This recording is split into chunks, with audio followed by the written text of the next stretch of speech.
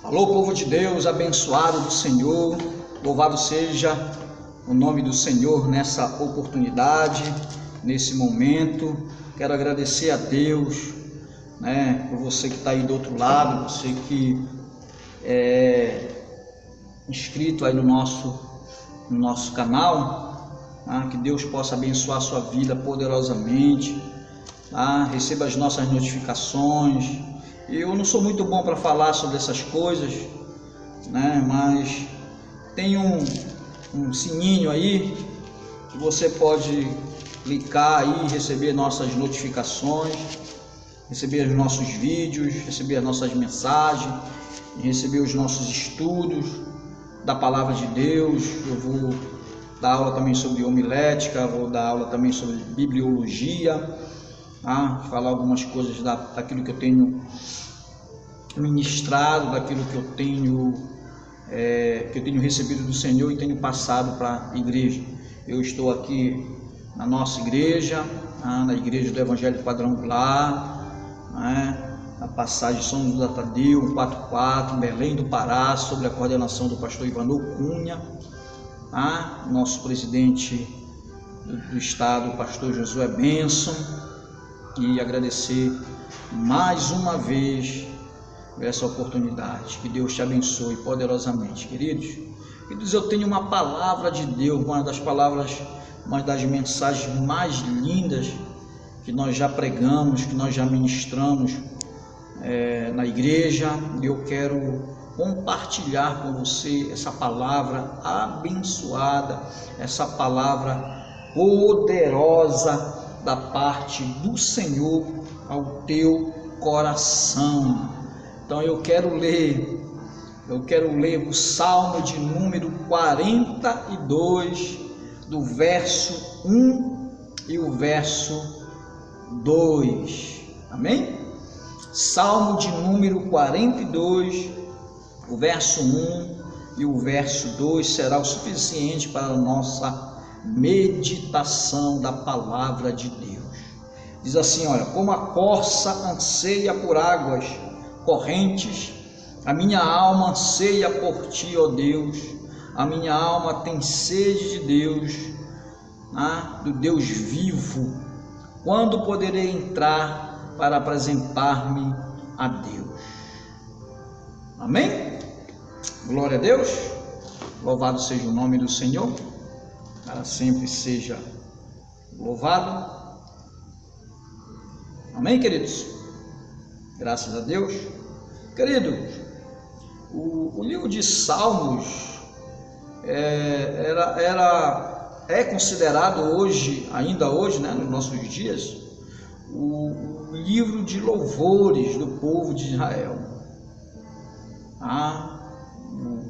Muitos salmos são canções, são músicas que eles cantavam, que eles entoavam, muito deles em peregrinação a Jerusalém, muito deles em jornadas para Jerusalém, e dentro essas caminhadas de peregrinações para Jerusalém, eles cantavam os salmos, eles iam cantando alguns dos salmos que a gente conhece,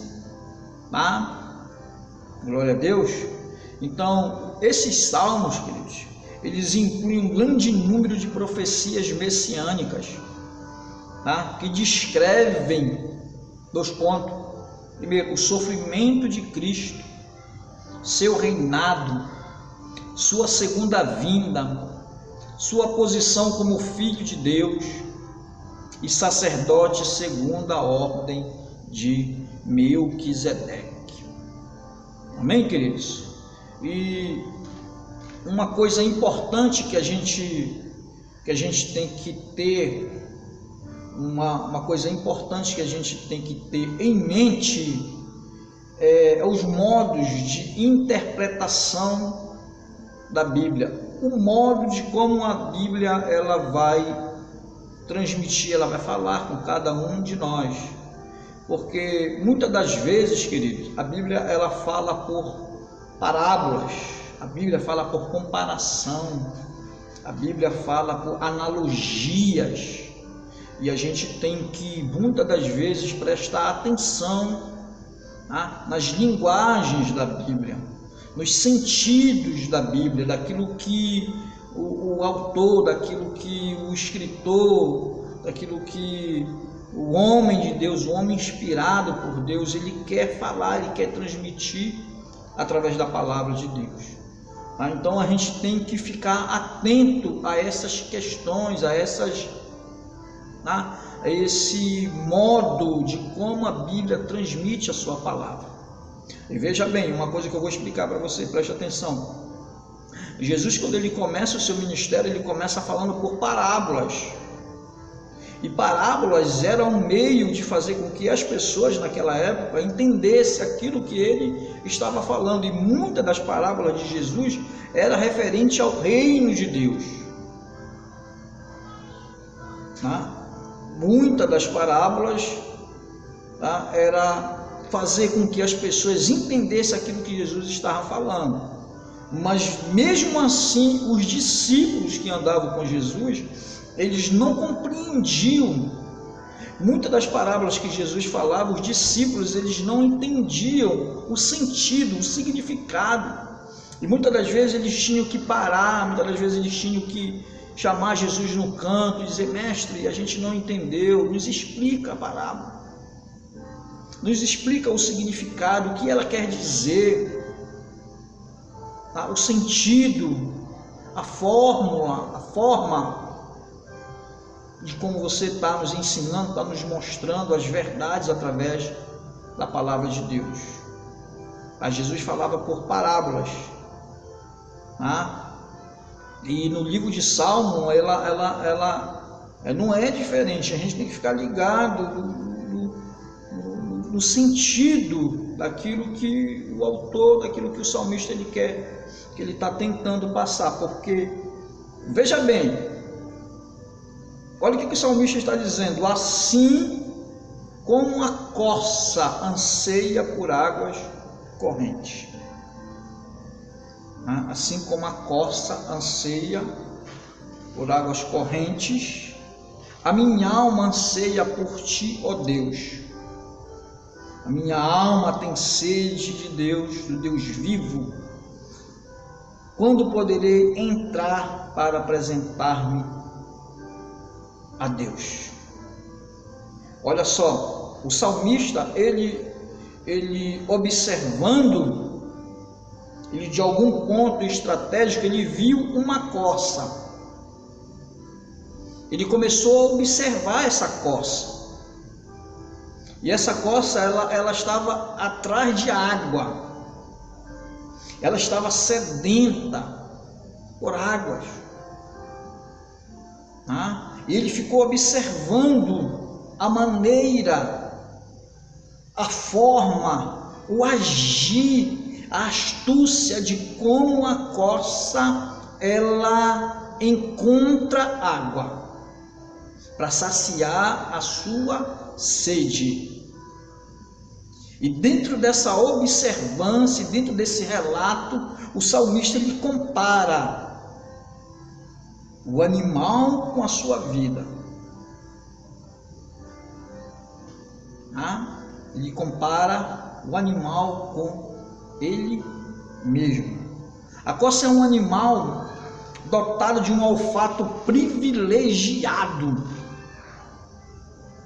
que lhe possibilita sentir o cheiro de água a quilômetros de distância, e é capaz ainda de perceber metros abaixo da superfície a existência de um lençol de água. Uma corça sedenta, exausta, caminha pelo deserto. Logo, o animal avista uma imagem de um lençol de água sobre a areia. Começa a correr desesperado ao encontro da única substância que pode matar sua sede. Glória a Deus. Amém, queridos? Então, olha o que o salmista deseja. Ele diz, ele anseia ele deseja ardentemente, né? Ele deseja ardentemente, ele anseia por algo, deseja ardentemente, diz: a minha alma anseia, assim como a corça anseia por águas, a minha alma anseia por ti, ó Deus. A minha alma tem sede do Deus. Amém, queridos? Presta atenção no que eu vou te dizer. Deus, Ele não está longe de cada um de nós. Deus, Ele não está longe de cada um de nós. Presta atenção. A grande dificuldade que existe nos nossos dias, quando Oséias escreve o seu livro,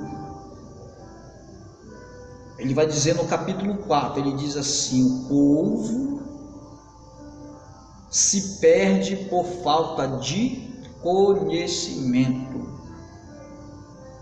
O povo foi destruído porque lhe faltou o conhecimento. Porque tu rejeitaste o conhecimento, eu também te rejeitei, diz o Senhor. Muitas das vezes nós pensamos que esse conhecimento é o conhecimento da palavra. Muitas vezes a gente acha que o conhecimento de que o profeta está falando aí é da palavra, mas não é.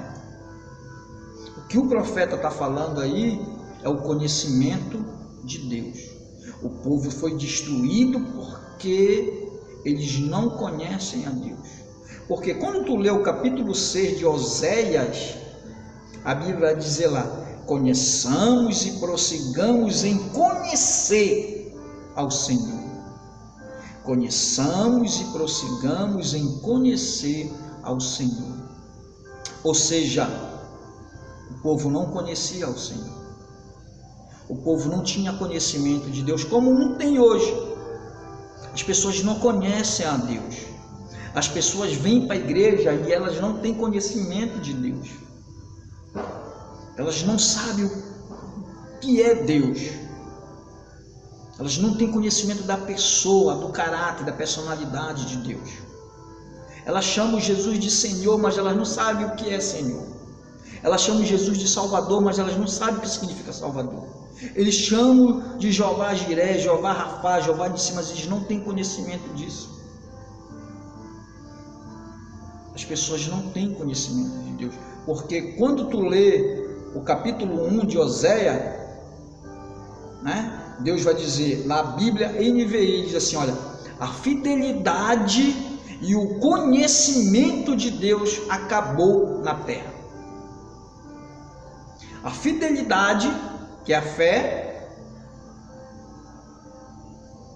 e o conhecimento de Deus se acabaram na terra.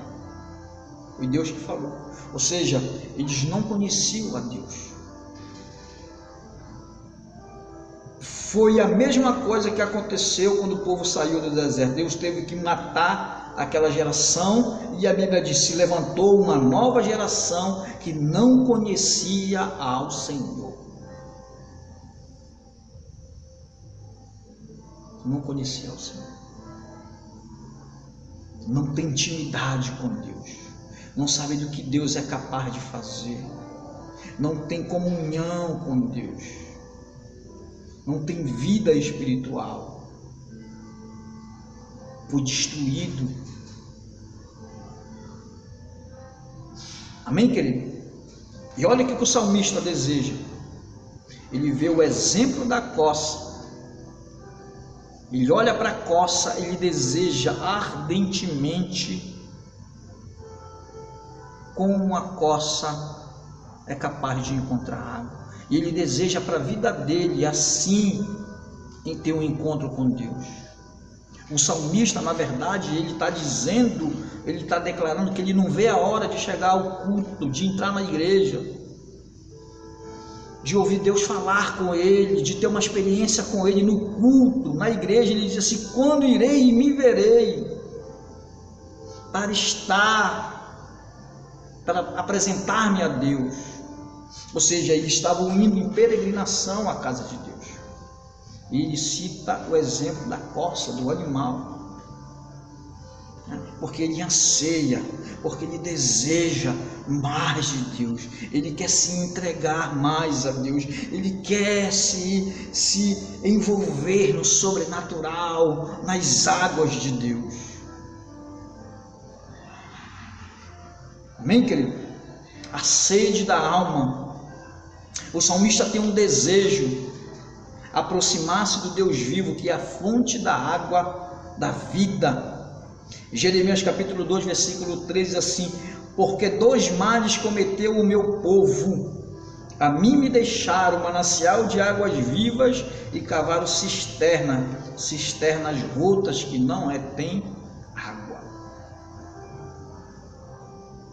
Olha só, abandonaram Deus, esqueceram de Deus. Amém? E olha o que Jesus vai fazer. Jesus vai ratificar,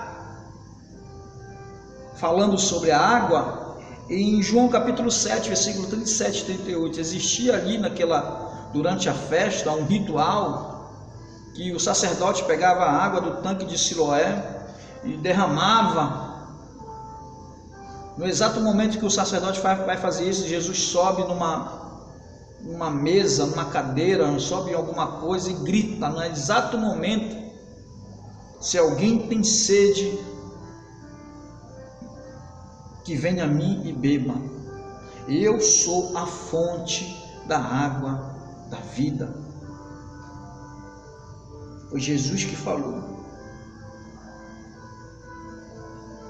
Quem crê em mim, como diz a Escritura, do seu interior fluirão rios de água viva. Queridos, judeus e samaritanos brigavam por um poço de água, poço de Jacó. Judeus e samaritanos brigavam por um poço, por uma água morta, uma água que não tem vida, por uma água parada. E água parada aqui em Belém dá dengue. Judeus e samaritanos brigavam pelo poço de Jacó, por uma água parada, em vez de estar atrás de Jesus, que é a fonte da água da vida. Glorificado seja o nome do Senhor. Ou seja, o que nós precisamos, querido, é ter comunhão com o próprio Deus. Nós precisamos é ter comunhão com o próprio Deus.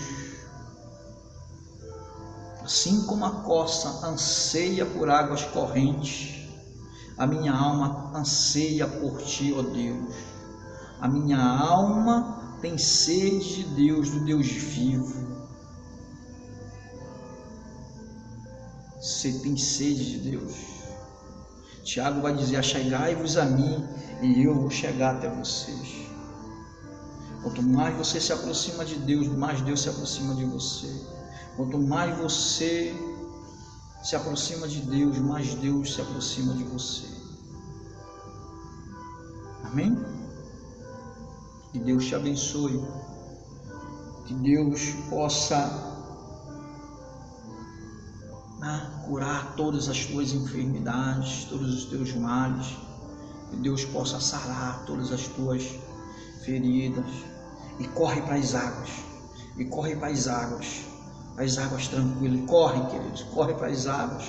Corre para Jesus agora, corre para Jesus, corre para Ele, deixa Ele saciar a tua sede, deixa Ele saciar a tua fome, porque Ele é o único que pode suprir todas as tuas necessidades, porque Ele é o único que pode suprir todas as tuas carências, porque Ele é o único que pode saciar a tua sede, a tua fome, Ele é o único que pode te livrar da morte, Ele é o único que pode te dar vida eterna, Ele é o único que pode te abençoar, mudar a tua história. Corra para Jesus. Corra, anseia por Jesus, que Ele vai mudar a tua vida, vai mudar a tua história, em nome de Jesus. Amém, querido? Fique com essa palavra no teu coração e que Deus possa continuar te abençoando de uma maneira poderosa, que assim seja. Tá? Até a próxima, em nome de Jesus. Amém?